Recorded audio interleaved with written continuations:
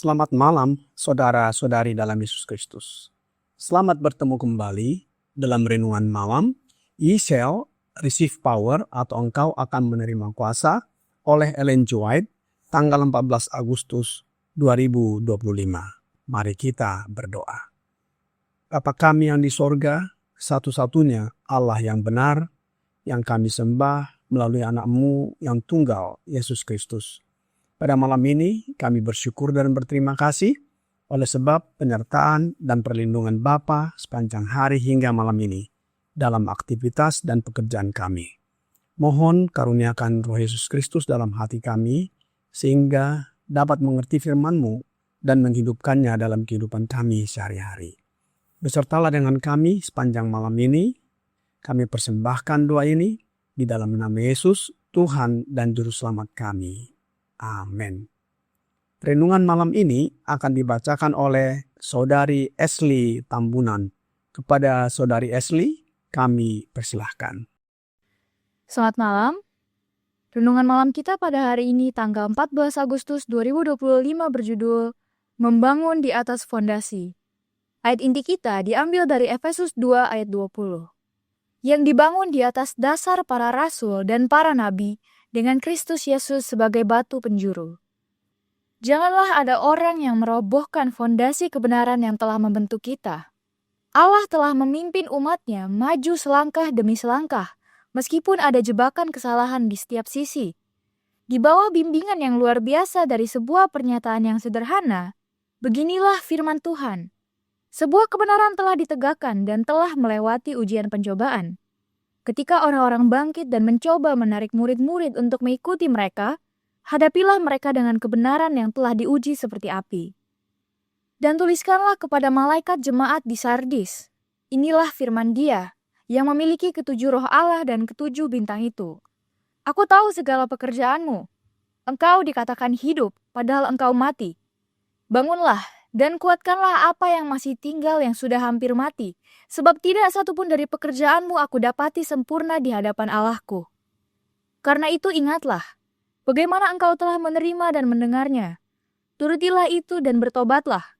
Karena jikalau engkau tidak berjaga-jaga, aku akan datang seperti pencuri dan engkau tidak tahu pada waktu manakah aku tiba-tiba datang kepadamu. Seperti yang terdapat dalam Wahyu 3 ayat 1-3. Mereka yang berusaha menyingkirkan patokan-patokan lama tidak berpegang teguh. Mereka tidak mengingat bagaimana mereka telah menerima dan mendengar. Mereka yang mencoba memasukkan teori-teori yang akan menyingkirkan pilar-pilar iman kita tentang bait suci atau tentang kepribadian Allah atau Kristus, bekerja seperti orang buta. Mereka berusaha membawa ketidakpastian dan membiarkan umat Allah terombang-ambing tanpa jangkar. Mereka yang mengaku teridentifikasi dengan pesan yang telah Allah berikan kepada kita, hendaknya memiliki tanggapan rohani yang tajam dan jernih, agar mereka dapat membedakan kebenaran dari kesalahan. Firman yang diucapkan oleh utusan Allah adalah, bangunkanlah para penjaga. Jika manusia mau memahami roh dari pesan yang diberikan dan berusaha mencari tahu dari mana asalnya, Tuhan Allah Israel akan menjaga mereka agar tidak tersesat. Dikutip dari Manuscript Release halaman 760 paragraf 9 dan 10. Terima kasih atas penata layanan Saudari Ashley. Tuhan Yesus memberkati. Renungan malam ini berjudul Membangun di atas fondasi. Dan ayat inti terdapat di dalam Efesus 2 ayat 20. Apa yang dibangun di atas fondasi di mana Yesus Kristus sebagai batu penjuru, Roh nubuat di dalam buku The Acts of the Apostles, halaman 599, paragraf 1 berkata, dalam penggalian di dunia Yahudi dan non-Yahudi, para rasul bekerja keras membawa batu-batu untuk diletakkan di fondasi. Dalam suratnya kepada jemaat di Efesus, Paulus berkata, jadi kamu bukan lagi orang asing dan pendatang, melainkan kawan sewarga dari orang-orang kudus dan anggota-anggota keluarga Allah, yang dibangun di atas dasar para rasul dan para nabi, dengan Kristus sebagai batu penjuru utama. Di dalam Dia, kamu juga turut dibangunkan menjadi tempat kediaman Allah yang di dalam Roh. Bagaimana caranya batu-batu ini diletakkan di atas fondasi atau dasar bangunan Bait Allah? Di dalam buku Khotbah di atas Bukit atau Touch from the Mount of Blessing, halaman 150, paragraf 2 berkata, Kristus, fondasi yang sejati, adalah batu yang hidup. Hidupnya dilimpahkan kepada semua orang yang dibangun di atasnya. Dan biarlah kamu juga sebagai batu hidup, dibangun menjadi batu rohani. Setiap bangunan yang tersusun rapi, bertumbuh menjadi bait suci yang kudus di dalam Tuhan. 1 Petrus 2 ayat 5, Efesus 2 ayat 21. Batu-batu itu menjadi satu dengan fondasinya, karena hidup bersama berdiam di dalam semua orang. Bangunan itu tidak dapat dirobohkan oleh badai apapun. Saudara-saudari dalam Yesus Kristus, ketika menulis tentang pembangunan bait suci ini, Rasul Paulus dan juga Rasul Petrus mengatakan bahwa batu melambangkan individu atau umat yang bertobat kepada Kristus melalui pelayanan para rasul. Orang-orang ini dibawa keluar dari dunia atau digali dari dunia dan dibentuk untuk menjadi bagian dari bangunan rohani gereja, dengan Kristus sebagai fondasinya, batu karang yang kekal. Metafora atau kiasan ini selaras dengan gambaran yang digunakan di dalam kitab suci dan juga tulisan Roh Nubuat, di mana orang percaya sering disebut sebagai batu hidup dalam pembangunan bait rohani Allah. Kita dilambangkan sebagai batu-batu yang hidup agar dapat menuruti firman Tuhan dengan melakukannya. Bukan melakukan untuk mendapatkan perkenan Allah, melainkan karena meskipun tidak layak, kita telah menerima anugerah kasih-Nya. Kristus menempatkan keselamatan manusia bukan hanya pada pengakuan, tetapi pada iman yang dinyatakan dalam perbuatan kebenaran. Melakukan bukan hanya berbicara, diharapkan dari para pengikut Kristus melalui tindakan karakter dibangun. Semua orang yang dipimpin Roh Allah adalah anak Allah. Roma 8 ayat 14. Bukan mereka yang hatinya disentuh oleh Roh, bukan mereka yang sesekali menyerah pada kuasanya, melainkan mereka yang dipimpin oleh Roh Allah. Dalam renungan malam ini, Ye shall receive power halaman 235, paragraf 2 berkata, janganlah ada orang yang merobohkan fondasi kebenaran yang telah membentuk kita. Allah telah memimpin umatnya maju selangkah demi selangkah, meskipun ada jebakan kesalahan di setiap sisi. Di bawah bimbingan yang luar biasa dari sebuah pernyataan yang sederhana, beginilah firman Tuhan. Sebuah kebenaran telah ditegakkan dan telah melewati ujian pencobaan. Ketika orang-orang bangkit dan mencoba menarik murid-murid untuk mengikuti mereka, hadapilah mereka dengan kebenaran yang telah diuji seperti api.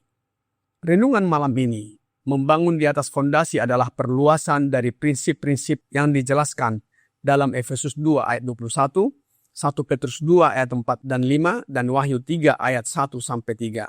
Menekankan bahwa kebenaran yang diturunkan melalui para nabi dan rasul, fondasi Alkitabiah, tidak boleh digantikan dengan ajaran baru yang tidak sesuai dengan ilham ilahi.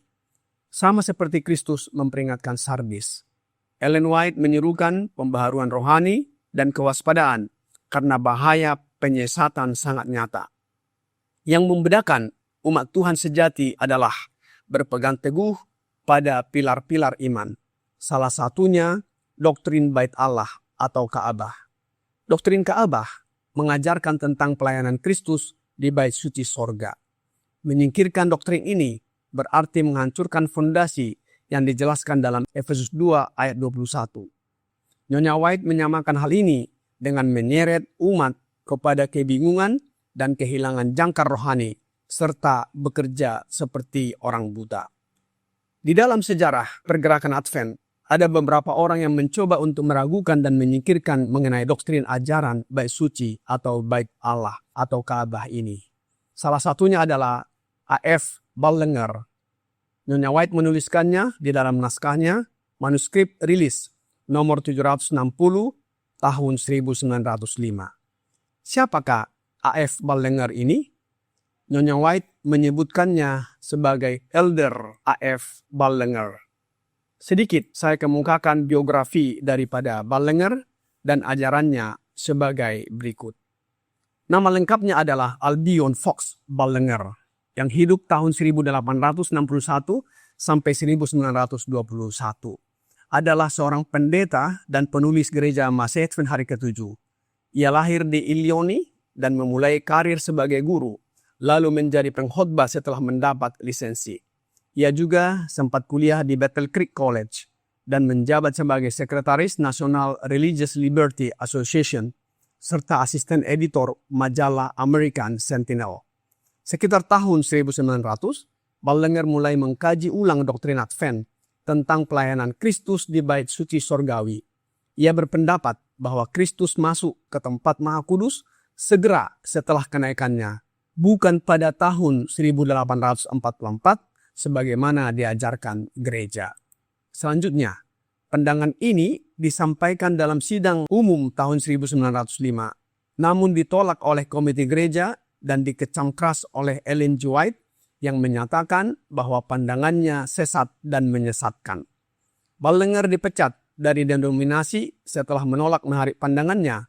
Ia kemudian menulis buku yang berjudul Dibuang Demi Salib Kristus tahun 1909 dan menerbitkan majalah The Gathering Call tahun 1914 untuk menyebarkan keyakinannya.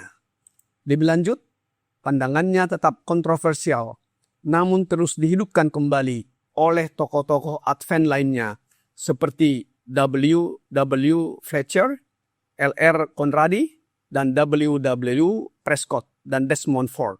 Semuanya mengalami pemecatan karena memegang keyakinan serupa. Isu tentang doktrin bait suci ini masih menjadi perdebatan dalam gereja Masih Advent Hari ke-7 hingga saat ini. Ballenger mulai mengkaji ulang doktrin Advent tentang pelayanan Kristus di bait suci sorgawi. Ia berpendapat bahwa Kristus masuk ke tempat Maha Kudus segera setelah kenaikannya, bukan pada tahun 1844 sebagaimana diajarkan gereja. Apakah pandangan ini benar? Tentu tidak, sebab tulisan yang diilhamkan oleh Allah kepada Nyonya White menyatakan di dalam buku Counsel to Workers and Editors, halaman 30, paragraf 2. Berlalunya waktu pada tahun 1844 adalah periode dari peristiwa-peristiwa besar, membuka mata takjub kami, pembersihan Ka'bah yang berlangsung di sorga, dan memiliki hubungan pasti kepada umat Allah di bumi. Juga pekabaran malaikat pertama dan kedua dan ketiga membentangkan spanduk bertuliskan perintah-perintah Allah dan iman Yesus. Salah satu tonggak di bawah pesan ini adalah bait Allah, dilihat oleh umatnya yang mencintai kebenaran di sorga dan tabut perjanjian yang berisi hukum Allah. Saudara-saudari dalam Yesus Kristus, di atas batu yang hidup, yaitu Yesus Kristus, baik orang Yahudi maupun non-Yahudi dapat membangun. Inilah satu-satunya fondasi yang dapat kita bangun dengan aman. Fondasinya cukup luas untuk semua orang dan cukup kuat untuk menopang beban seluruh dunia. Dan melalui hubungan dengan Kristus, batu yang hidup, semua orang yang membangun di atas fondasi ini menjadi batu yang hidup. Banyak orang melalui usaha mereka sendiri memahat, memoles, dan memperindah. Tetapi mereka tidak dapat menjadi batu yang hidup karena mereka tidak terhubung dengan Kristus. Tanpa hubungan ini, tak seorang pun dapat diselamatkan. Tanpa kehidupan Kristus di dalam kita oleh rohnya, bukan roh yang lain, kita tidak mampu bertahan menghadapi badai pencobaan. Keselamatan kekal kita bergantung pada pembangunan kita di atas fondasi yang kokoh, yaitu Yesus Kristus sendiri. Kiranya renungan malam ini membawa pembaharuan bagi kita. Tuhan Yesus memberkati. Mari kita berdoa. Bapa kami yang di sorga, kami bersyukur dan berterima kasih atas firman yang sudah kami dengarkan malam ini. Kami mengerti dan memahami bahwa tulisan roh nubuat yang telah dituliskan oleh Nyonya White sebagai tulisan yang Allah ilhamkan sebagai fondasi atau dasar iman untuk membangun karakter kami agar serupa dengan karakter Yesus. Ajarlah kami dengan tekun dan doa yang sungguh-sungguh untuk mempelajari dan menyelidiki firman-Mu, yaitu Alkitab dan tulisan roh nubuat, yang mana mempersiapkan kami untuk menyambut kedatangan anak-Mu, Yesus Kristus yang kedua kali. Mohon karuniakan roh Yesus dalam hati kami, ya Bapa, sehingga karakter kami dapat diubahkan menjadi sama dengan karakternya. Banyak kelemahan dan dosa kami, mohon ampuni kami, ya Bapa. Kami persembahkan doa ini hanya melalui anak-Mu yang tunggal, Yesus Kristus, Tuhan dan Juru Selamat kami. Amin.